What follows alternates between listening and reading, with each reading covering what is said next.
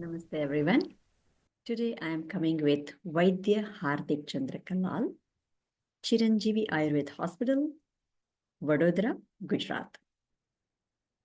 This is a little bit different than whatever we have done other interviews and other podcasts. It has a little bit more insight and how we can integrate Ayurveda and modern science together. And whatever his expertise is just beyond my level, I can say. Let's talk and get some more insight in Indian ancient wisdom.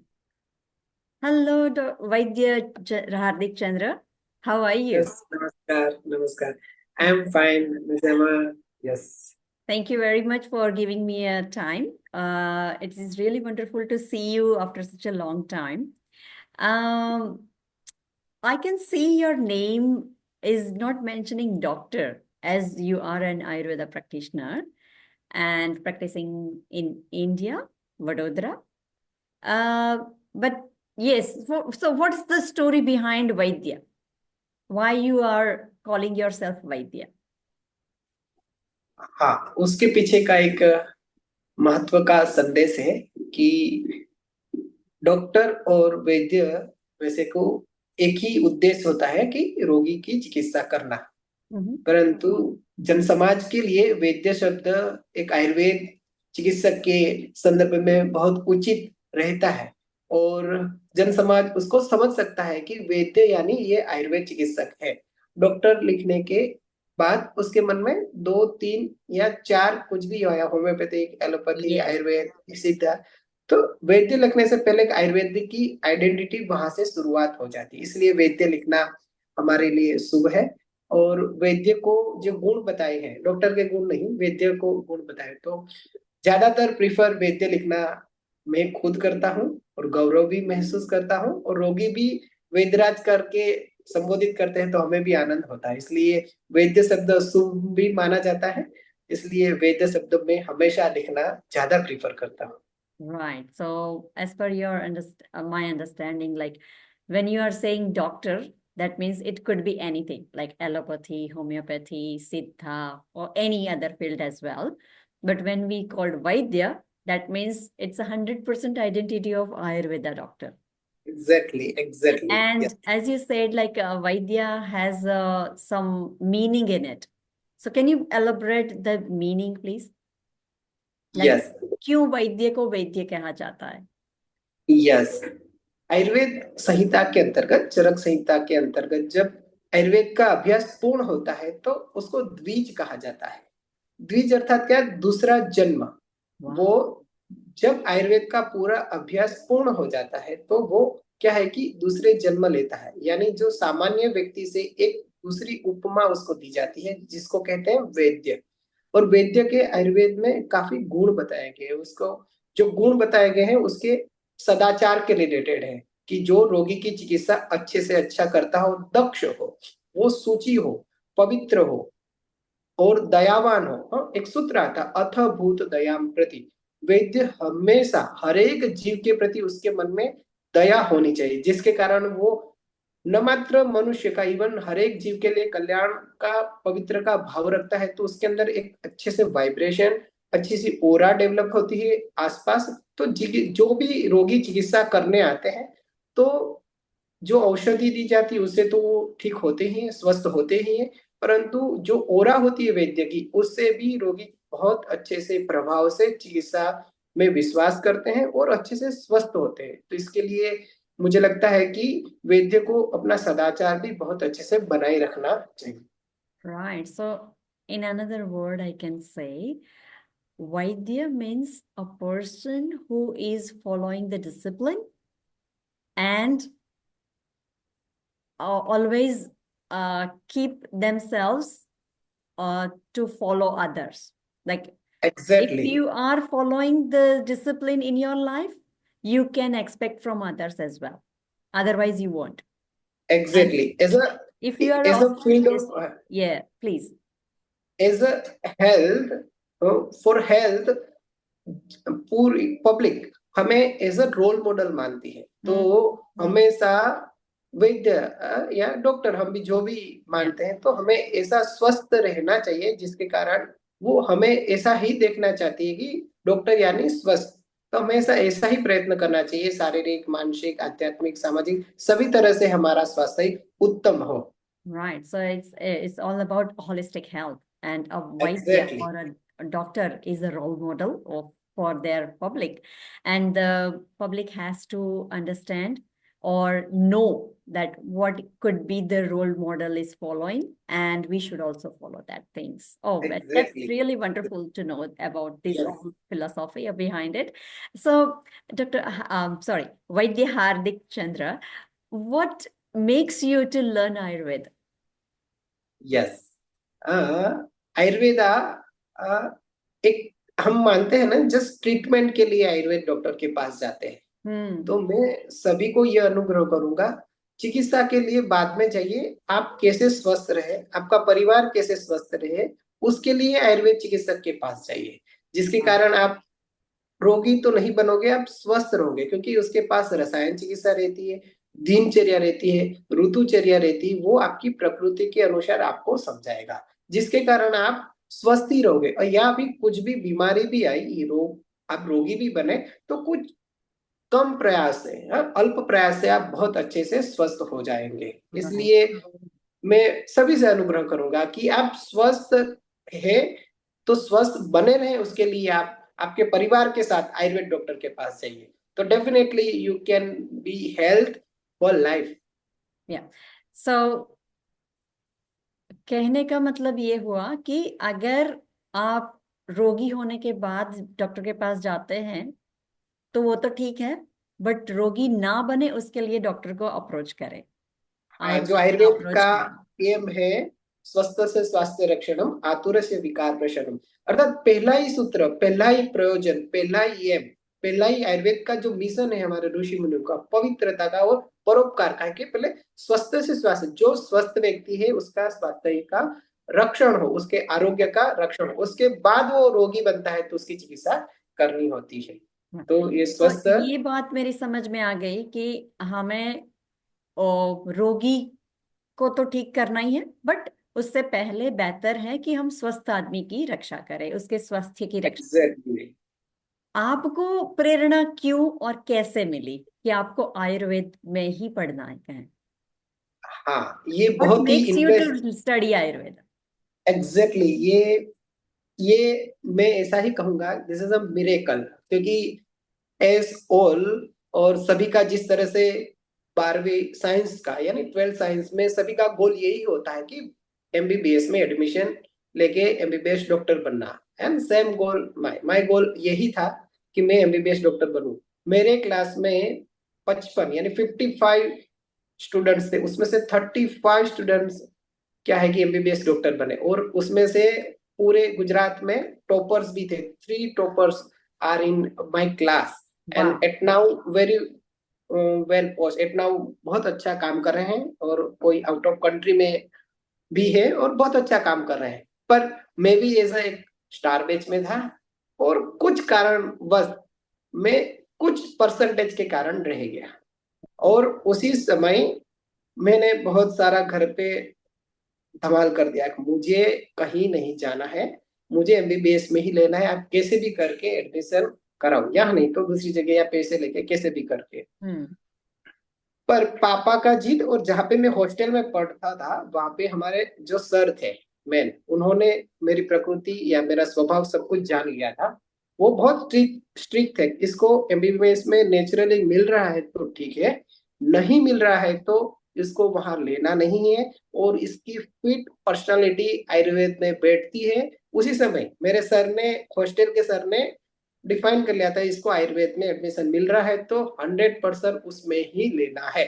और पापा उसी समय मेरा कुछ नहीं माना, उनका कहने पर एडमिशन ले लिया। मेरा कुछ भी माइंड था, मैंने कॉलेज नहीं सिलेक्ट की, कुछ भी नहीं, सब पापा ने किया उनके कहने पर।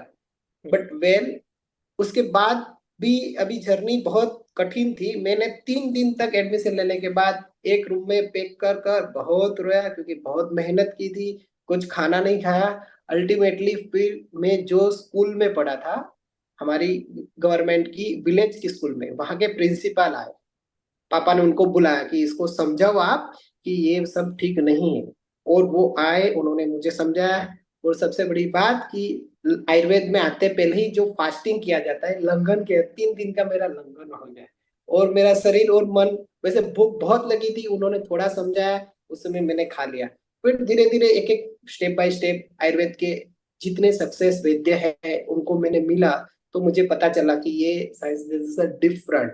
तो मैं यहाँ कहने चाहूंगा कि मेरे स्कूल के जो रेक्टर है, उन्होंने बहुत अच्छे से मुझे यहाँ लाने के लिए एक बहुत टर्निंग पॉइंट साबित किया।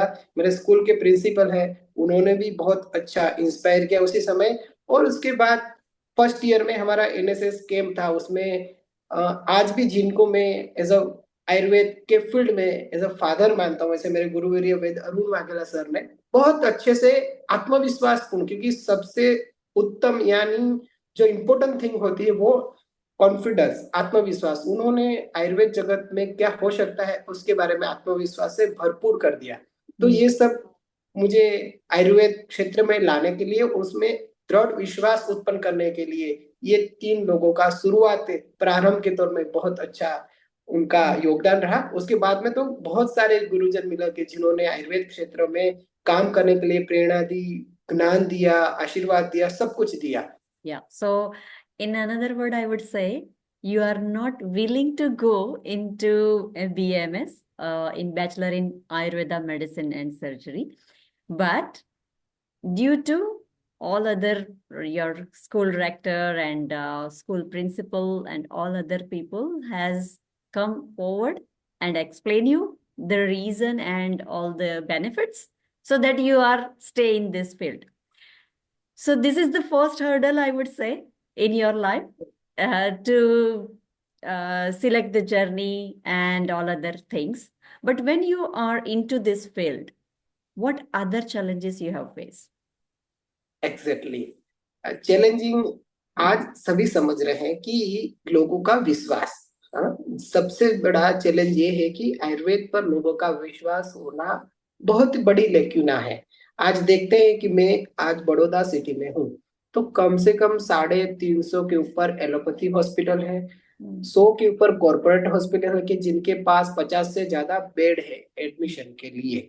अब ऐसी परिस्थिति में आयुर्वेद आयुर्वेद पर लोगों का विश्वास दिखाना और आयुर्वेद ट्रीटमेंट के लिए उनको कन्विंस करना, और आयुर्वेद पर इतने बड़े रोग में या छोटे रोग में भी आयुर्वेद आपको अच्छे से स्वस्थ कर सकता है ऐसा विश्वास दिलाना, ये सबसे बड़ी कहते हैं ना, हमारा बिग टास्क बन जाता है। और सिर्फ मेरे लिए नहीं, सभी के लिए।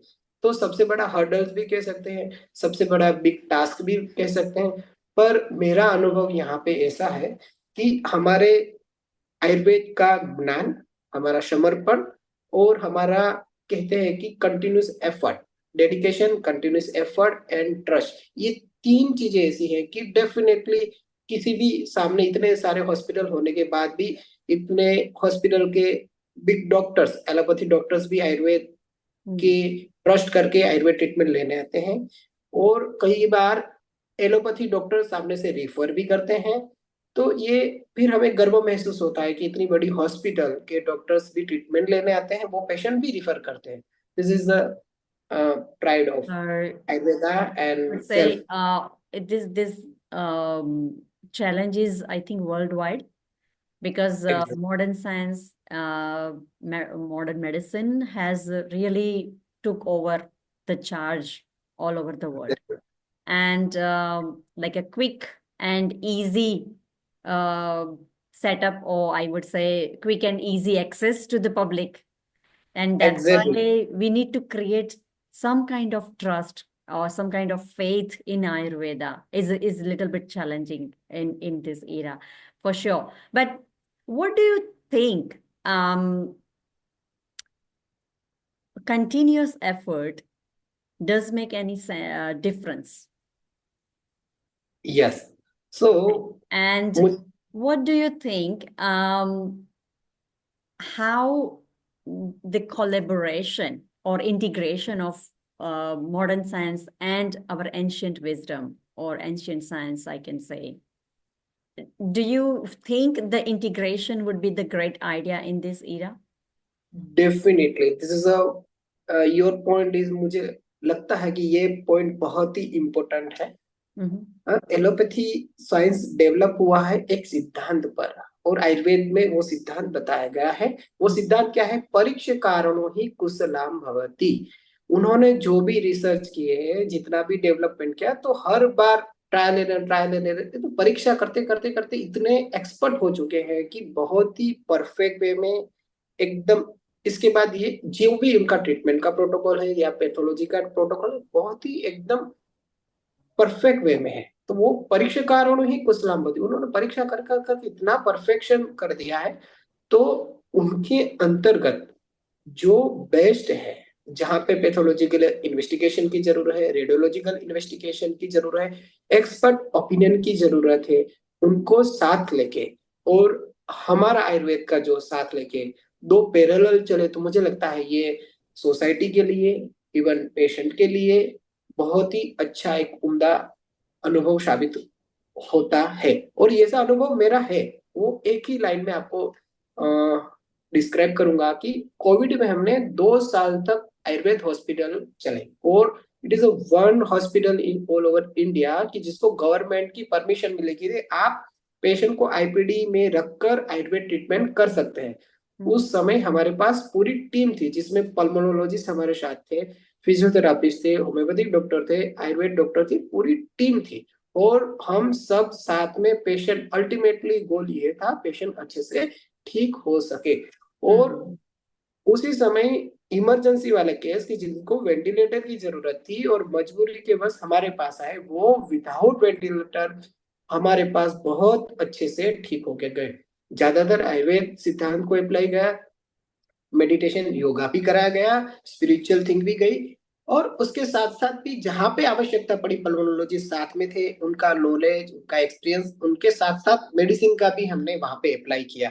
तो ये जो इंटीग्रेटेड अप्रोच है, मुझे लगता है आज के समय में पेशेंट की हेल्थ के लिए और सोसाइटी के लिए, इवन मेडिकल फील्ड के लिए, पूरा not only allopathy medical field, all medical field के लिए मुझे लगता है कि integrated approach this is a miraculously and marvelous helpful to the society. Right. So in Ayurveda, we call like it's a observation-based science. And modern medicine is like more theoretical and practical based science, that result based science. Do you think Ayurveda has that approach, like result based approach? Can we approve, or can we show them the results that this is the result? Because the why I'm asking this question is Vata, Pitta and Kapha, there are three prakritis are there.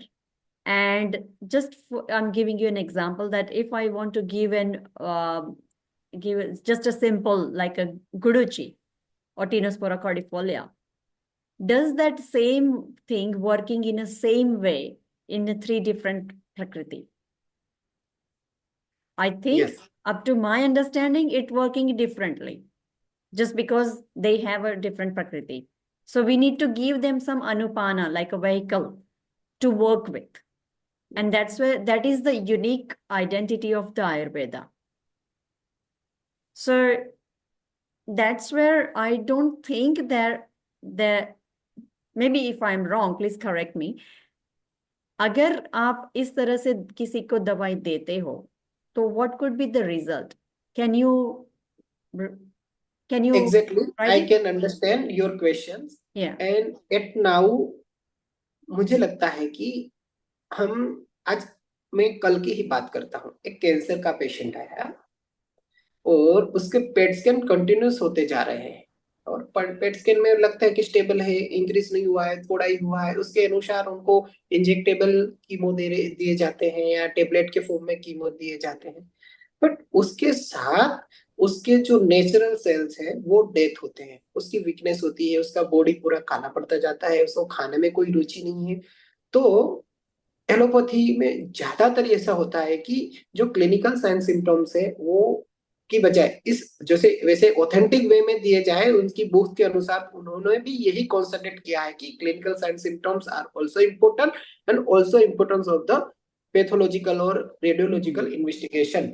Not only radiological और pathological investigation important, पर आजकल ज्यादातर यही होता है कि pathological यानी paper का ट्रीटमेंट होता है, रोगी का फिजिकली ट्रीटमेंट बहुत ही कम होता है, या फिर लेकिन उसको साइड पर रख दिया जाता है। उसके कारण पेशेंट और पेशेंट के रिलेटिव बहुत सफर होते हैं।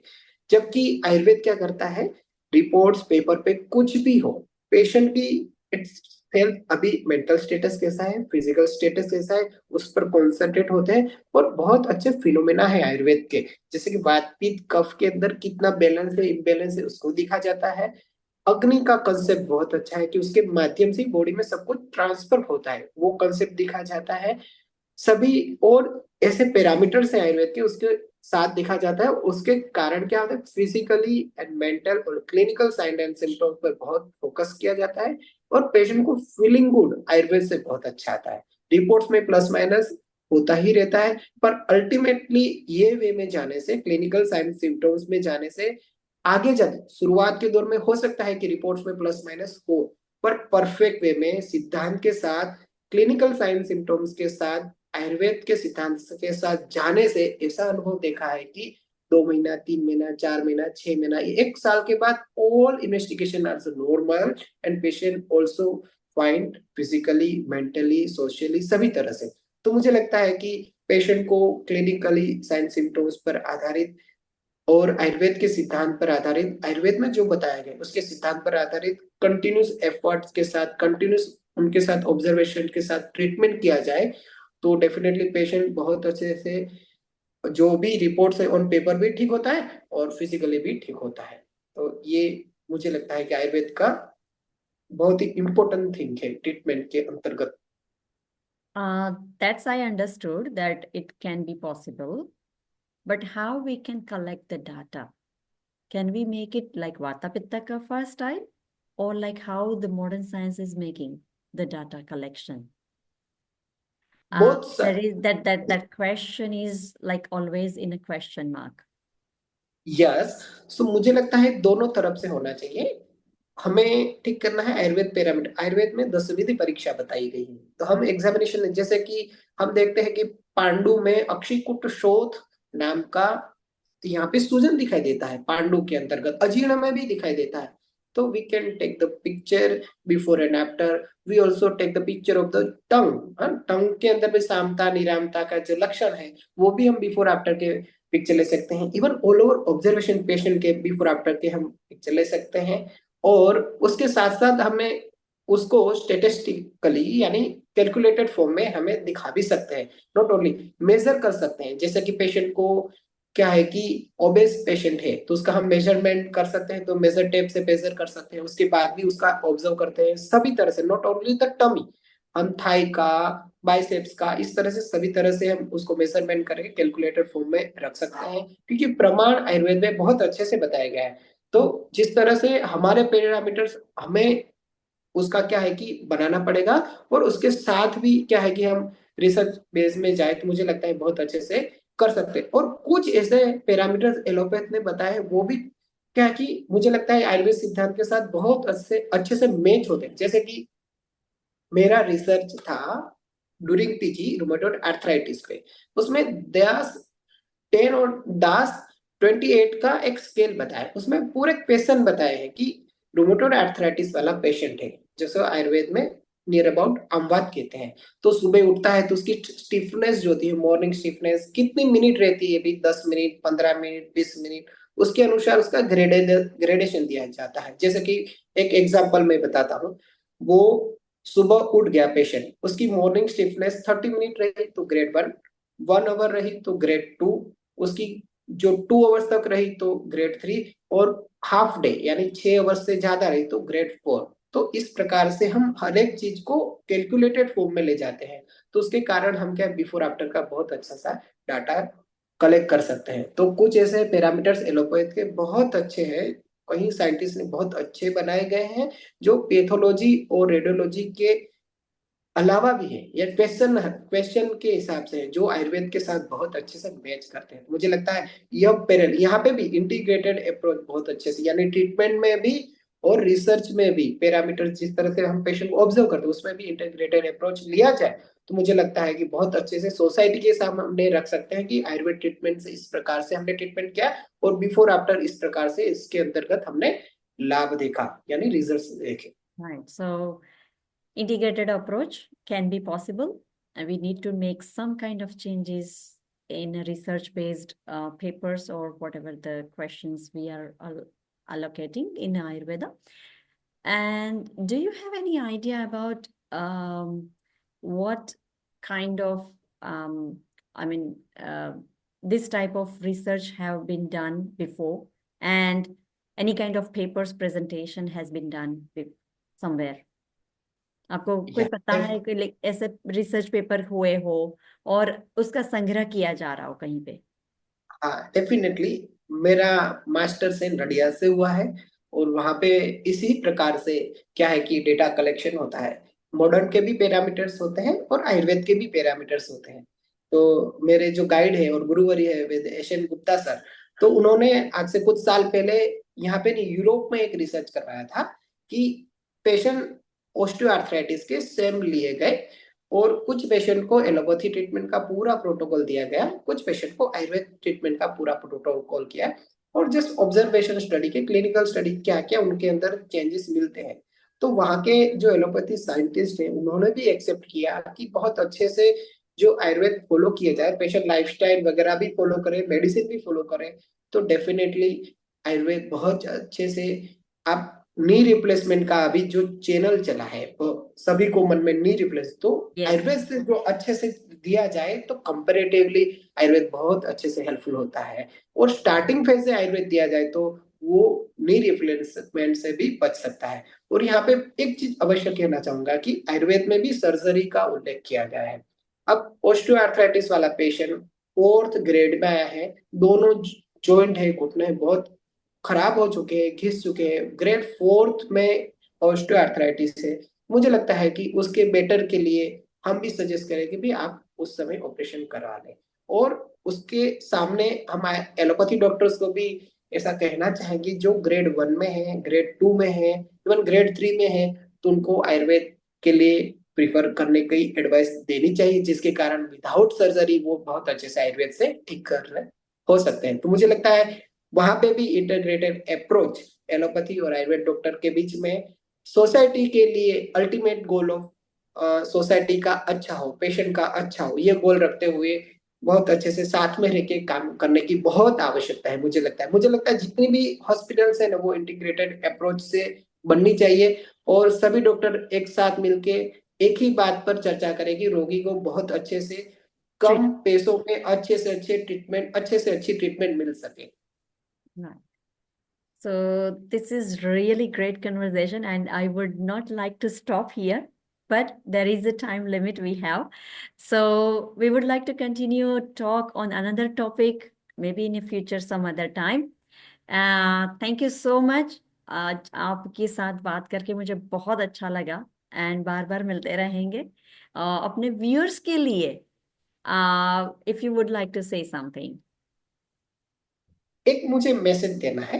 जी प्लीज। एक है ना, आयुर्वेद के साथ साथ हमारा जो है वो सभी हमारे जितने भी ग्रंथ है उसके साथ भी आयुर्वेद जुड़ा हुआ है। उसमें परतंत्र अवलोकन शब्द आता है, तो वो जितने भी है तो उसमें एक उपनिषद इत्यादि भी आ ही जाते हैं, जैसे कि शाकुन शास्त्र हो गया, कि सभी मतलब वास्तु शास्त्र, ज्योतिष शास्त्र, सब कुछ आ गया। उसमें से एक पंचकोशीय शरीर का एक सिद्धांत है। तो हमारा शरीर क्या है कि हम जो ट्रीटमेंट करते हैं वो उसमें से मात्र मात्र अन्नमय कोश का, यानी प्राण जो अन्नमय शरीर है उसका ही ट्रीटमेंट करते हैं। उसके अलावा हमारे 4 शरीर और हैं, जैसे कि ओरा बोलते हैं, वो हमारे शास्त्रों में आज से हजारों साल पहले क्या उल्लेखित क्या है। तो उसमें जो अन्नमय शरीर के साथ प्राणमय शरीर है, वो सूक्ष्म शरीर है, उसके साथ साथ मनोमय शरीर है, उसके साथ विज्ञानमय शरीर है, और अल्टीमेटली जो है आनंदमय शरीर, आनंदमय कोश। यानी हम जस्ट मात्र जिसकी चिकित्सा करते हैं वो है अन्नमय शरीर की। मुझे लगता है सभी डॉक्टर्स आगे प्राणमय शरीर जो प्राणायाम से शुद्ध होता है, मनोमय शरीर जो शुद्ध सात्विक भाव से विचारों से शुद्ध होता है, उसके बाद विज्ञान यानी जो हम अप्लाई करते हैं हमारे ज्ञान को, तो विज्ञान होता है, युक्ति पूर्वक हम अप्लाई करते हैं, विज्ञानमय शरीर शुद्ध होता है। जब ये 4 शरीर शुद्ध होते हैं तो आनंदमय शरीर ऑटोमेटिकली हमारे आसपास डेवलप होता है। तो सभी मेडिकल फील्ड के डॉक्टर्स मुझे लगता है अन्नमय शरीर से बाहर आके ये चारों सूक्ष्म शरीर जो है, जो दिखाई नहीं देते पर महसूस होते हैं, अनुभूत होते हैं, उस पर ही काम किया जाए तो मुझे लगता है कि कंप्लीट हेल्थ हम दे सकते हैं सोसाइटी को। Oh, that's really wonderful concept, I could say. Complete health. Uh, whomsoever doesn't understand Hindi, I would like to say there are 5 sheets. This theory has mentioned in Ayurveda as well as in yoga theory. And it says Annamaya Kosh means the body which you are fueling with your food. And we are just working with only that body, and we are treating that body by having whatever the disease is. But Vaidya Hardik Chandra says that we should go beyond it because we have another 4 sheets left. One is Pranamaya, then Manomaya, Gyanmaya, and Vigyanmaya. If we are working with this all, then and then only we can get complete health back.